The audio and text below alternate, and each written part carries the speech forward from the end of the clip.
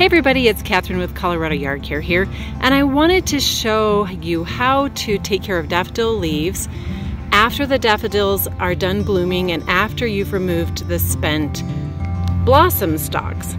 So these are the daffodil leaves here. They're the long strappy ones, and as you can see, they're starting to age now. So we have a variety of leaves that are fully brown, which here's an example of that. And then we have some where the tip is gold and the bottom portion is green. And then we have other leaves that are entirely green. So the thing that's problematic about these types of leaves is that you have this spring garden where you have these beautiful daffodils blooming, and then you've got yellowing leaves in your early summer garden, which kind of to me are not that beautiful. So it's important to leave the green portion of the leaves in place until they age and turn brown, because these leaves are playing a very important role. They're producing food that the bulb is going to store until the following spring. So if you pull them off too early, you're essentially weakening your bulbs over time, and they'll basically fade out and die. So you need to keep green leaves in place until they're done. They don't all turn brown at the same time. So if you can see here, here's the leaves coming up from one bulb, and we have several that have fully aged and are ready to come off. And then we have others that are in a different timeline of aging. So one option is to just wait until everything is in this stage, and then you can go ahead and pull it all off. But I do like to come through and groom it a little earlier than that, because otherwise I just find that the area where bulbs are planted just looks so messy for a good month. So let me show you kind of the intermediate grooming phase of what this is going to look like. So this type of leaf is pretty obvious that it's ready to come off. With a gentle tug, you pull it and the whole entire leaf comes off. That's great. Now, with a leaf like this, once again, you can go ahead and give it a gentle tug. If it doesn't pull off, it's not ready to go. So that one came off with like a moderate tug.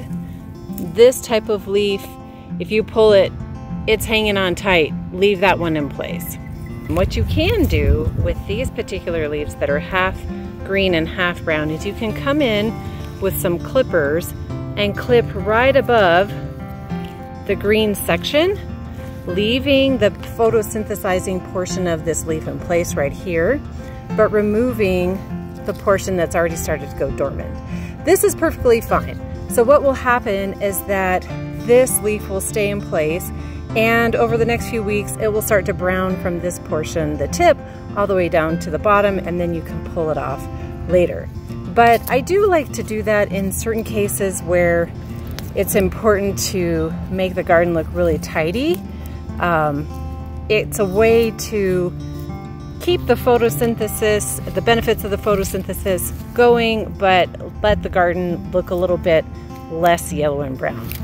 It also kind of shortens up the foliage a little bit and makes it less noticeable with the other green plants growing around it. So that can be one approach to dealing with your daffodil leaves. Now keep in mind that that is pretty time consuming to go through a whole section and cut the leaves back halfway. So once again, I would leave this one in place. This one you could potentially cut off the brown tip if you wanted to. Once again, this one looks pretty good. Now if it's aging like with a stripe up of one side, I would go ahead and leave that in place. So it is pretty time consuming, but that's the price we pay for having beautiful bulbs in our garden. We just have to go through and deal with these leaves afterward. In terms of maintenance, this is the biggest maintenance requirement of bulbs, deadheading the spent flowers and then dealing with the leaves. Other than that, they are pretty easy plants. So as long as you have the time to go ahead and go through your garden and take care of that, bulbs can be a wonderful addition to your landscape. So let me show you kind of a before, and then I'll show you an after. Okay, so here's that same area after I've gone through and kind of groomed all of the daffodil leaves. And you can see that there still is a little bit of yellow and a tiny bit of brown present in this area, but it's certainly a lot cleaner looking than it was before. Now let me show you the pile of all of the leaves and leaf tips that I took off. And it's a mixture of brown, kind of golden colored, and a little bit of light green. But what I want to do is make sure that I'm leaving enough of the leaves so that these daffodils have the opportunity to produce enough food to sustain them until the following spring. So even though there is a little bit of yellow, that's really important to leave the green portions of the leaves in place.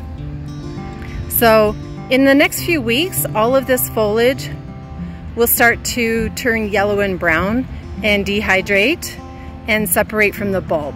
So this is sort of the midway point. Now you can come back another time or another 2 times and cut the foliage back further and take off additional yellow leaves, or you can just come back one last time when all the leaves have turned brown. It's really up to you and the time and resources that you have.